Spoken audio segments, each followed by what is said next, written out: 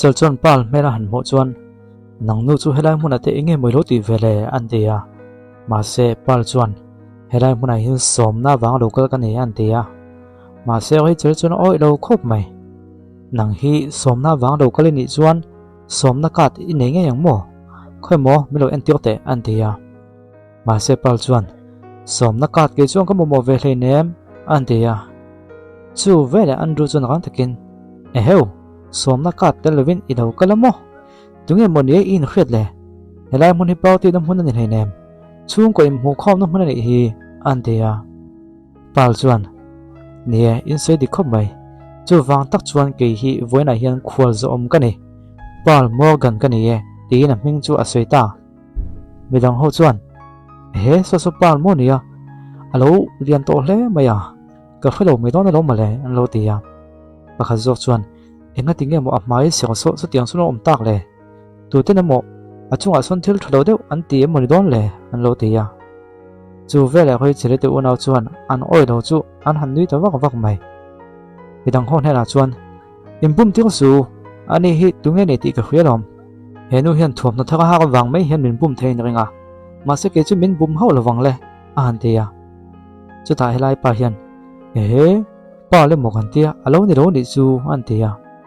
entinge molem changa helai huna alo kalngam sok le athil ti hi apoi thei viau don ania tin lo sei deuh talai le mai chu ta andru chuan nang nu hian ka u nau nu thil pek tu iti chia saka Mr. Richard Morgan afanu kan pek tu po kan pek thei lo pha chu atok to viau ania ma che tuna afanu le mai lo le chong zui le hala chung ko mu khom nai lo kal boka ithil ti poizia hi ira khop pang le tin lo an khoma ma se roi chal chuan una pa du tok te a phu tok chawati han ngai sak phat mai thiang helai hmana lo kal chan chu e tu kan ei si lawa chu wang chuan he tiang le malo chan chuan a fuin e tu te dong thedona chu wang te po chu ni mana tin a ban chu on phau chuaka tuna hian adu tak chu kan pe nge yela tram puka tin do kana e tu chu a han la kha hi e zong hal ve kang che an ti ta bokani kai kwang lian deuh mai chi kha alo la andrula hian ani hi tunge ni khalo mai thea ma se ma pangan se to kha Mr. Richard tha nupui tu ani ya chu wang chuan athu hi oi nge yang ai don ani ani lo chuan he ai poi zo khi chunga kan ti don ania an tia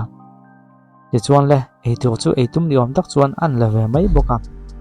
ma se a maya chuan a the phei ta thuai mai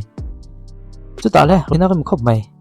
khatiang khan ka maya min pai khum vel ngamamo a thae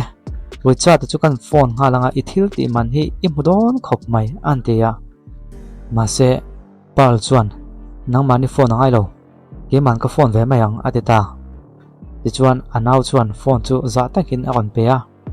apa chu ava call ta aring ta kal mai video call ngein a han call a apa chuan phone chu a kon pick ta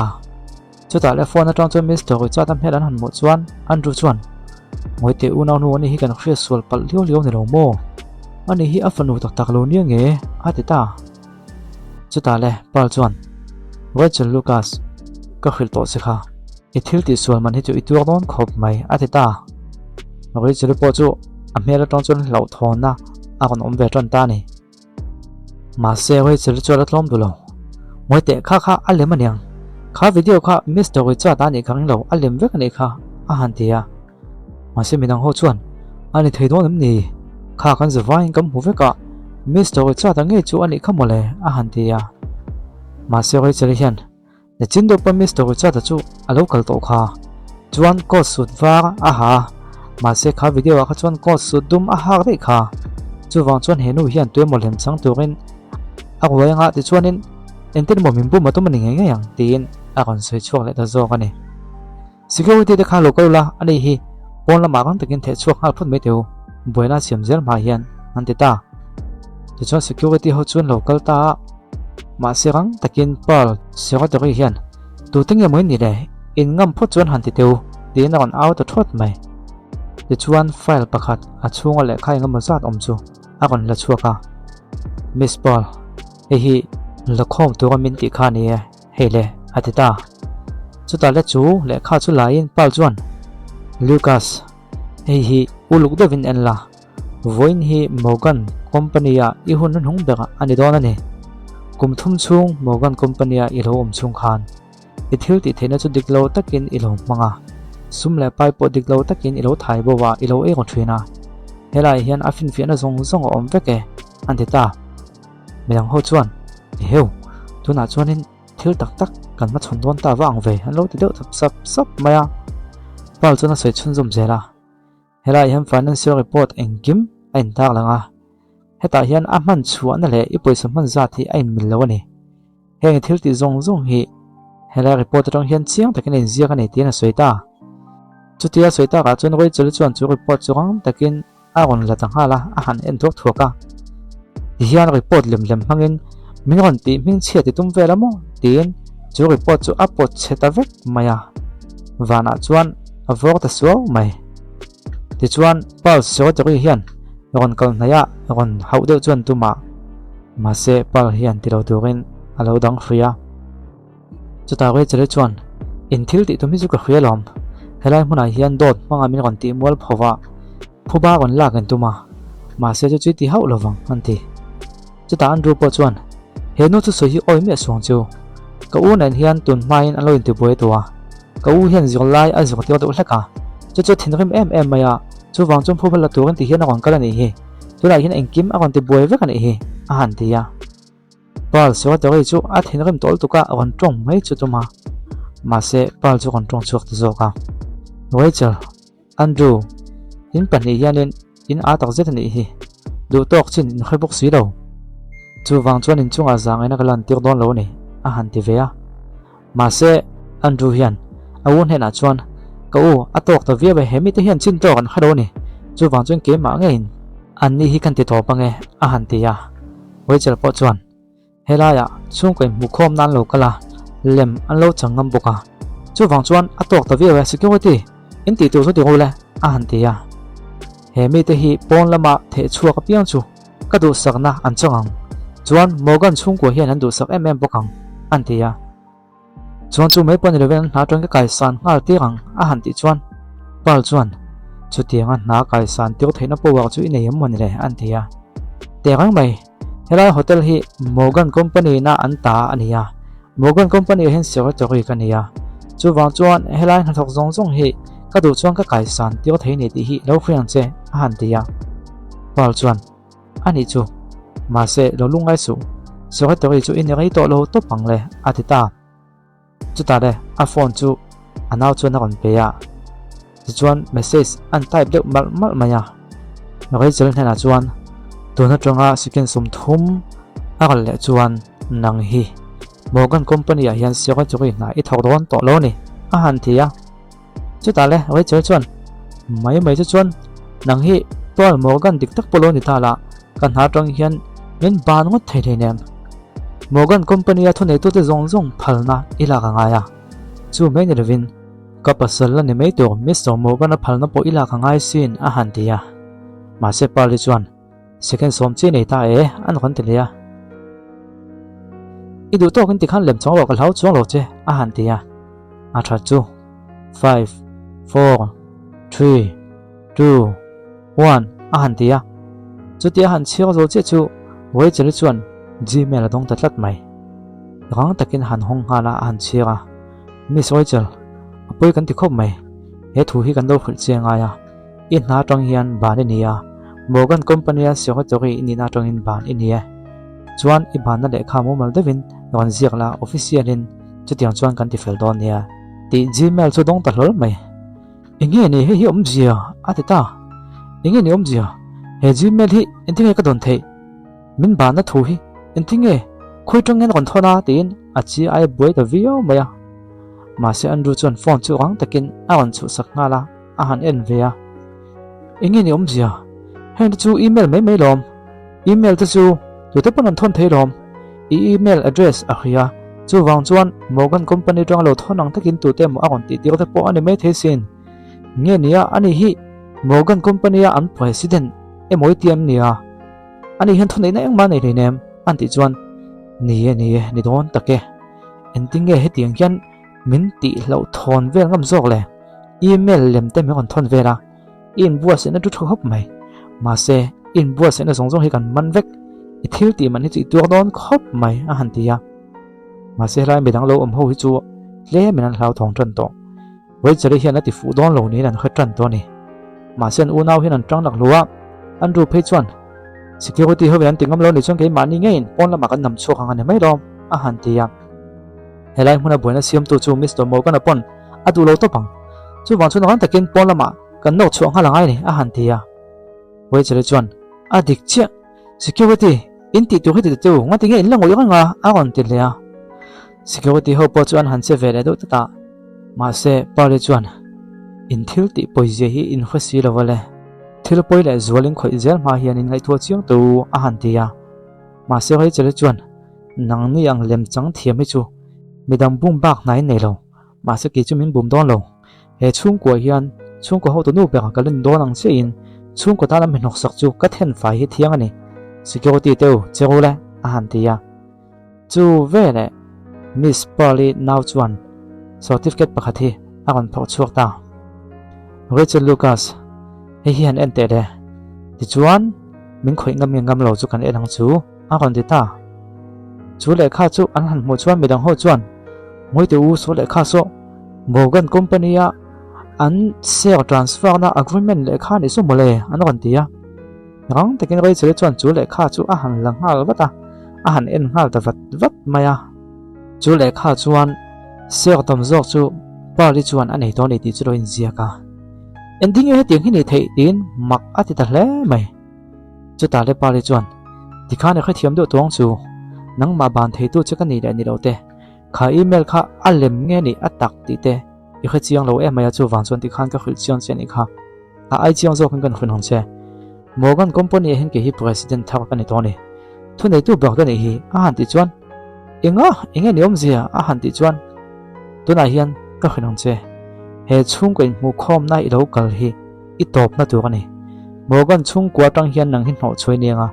he chung ko nei hin in zom na eng mai nei to bok hek lawang han ti chuan bedang ho chuan moi tu pal Morgan tak ani somole Mr. Chata chu se he ka hata ke ka fanulo le hun chuan he company ken call ti don ani han ti kha han ti bedang ho chuan mi soi chele chuan ti sual hle mai he tiếng này chuan anh nên nó tụi po hi à theng lâu nghe nghe yang anh nên nó tụi po hi à theng thấy đó lâu này hi tiếng anh lâu suy đại thật sắp mày rồi chỉ là chuan anh thấy lâu anh hiện tiếng nghe pan mò cái này thấy nga hắn tia anh rú po chuan anh thấy lâu vang lấy mà trong anh yang anh là tít tra là nè he tí lại hiện mình đang hậu chuan khá anh lại khá còn kén te company hậu tu này gì te anh kiếm anh long vét to lom anh nghe tiếng nghe anh làm in nó tít chặt lệ hắn tí chuan rồi chỉ chuan anh hi mi bum thiam tak me nia chu wang chuan asiam chop te pon me thesin chu wang chuan ke chu ko oi ro top mai he nu hian ke hi min ti che da tum mai me ni hi khoi mo he certificate hi ke man kan ti che kha langa tin chu po chu apot chele ta vek maya wana chuan a vok dak le ta chuai mai midang ho chu an lo hlau thong to khop maya chu ta le helaya mi pakhat hian tu zo khen nge thodik soyang le anh ring talk về mày boxia thì hin anh lâu buổi ta khóc mày qua đi chuan cả thứ sợi chú uoi lâu nữa mò à buổi lẽ mày i à lâu to này hi anh thì chuan cái chơi chuan nắng nu hi hay là hôm trong hiện chuông ha cái mà ngày hiện cần beng tiếng chơi tin ben cho vật mà xe ben ma chuan qua đi chuan anh ben khala chua ta chuan atu ta thok mày chú ta le anh rồi chuan con thai ka u na nu ka tiang khan ni beng ngam mo ke man phu ba kan lang tin nek a han tum ve le ya chu ta le Mr. Charles sa chu a kon tlan lu ta in zvai khan du tok teu tin on au ta a Mr. Charles sa kon lan tak nu chuan wei chele chu kon tho chuak ve le ya he pa tu so hi oi me song chu he pa ne han tong wa la lom do ga pokan in mo to a he pa bial nu hi ni ngeng he a chu wang chuan he tiang hianin a chan mai ni hi atu se hi pakhat ma oi suang cheu tin a kon soi la ta zot maya Mr. Charles sa chu a thina rim ta khop mai khatiang kham medang friat line kan ho tu nu hi zom lo takin itinga mo Mr. Morgan a lo le hun chuan nang hi a zu a ho lo wang che tin a soi ta pap mai Andrew chu kon kala Mr. Charles sa chu kon nam son nang puto kha khatiang han ko u nau nu I haw ngam ve lamo ka u nau nu hi Mr. Morgan a pasalatan ane hun chuan nang hi in na tonga ban wang iniang a han tia ma se party chuan khatiang kha mis to cho saka wan an khum song chu ani hi kapa ta na marin om em mai nia kapa pon khatiang khan tong ko venin voi khatma ala haw ngai lo sin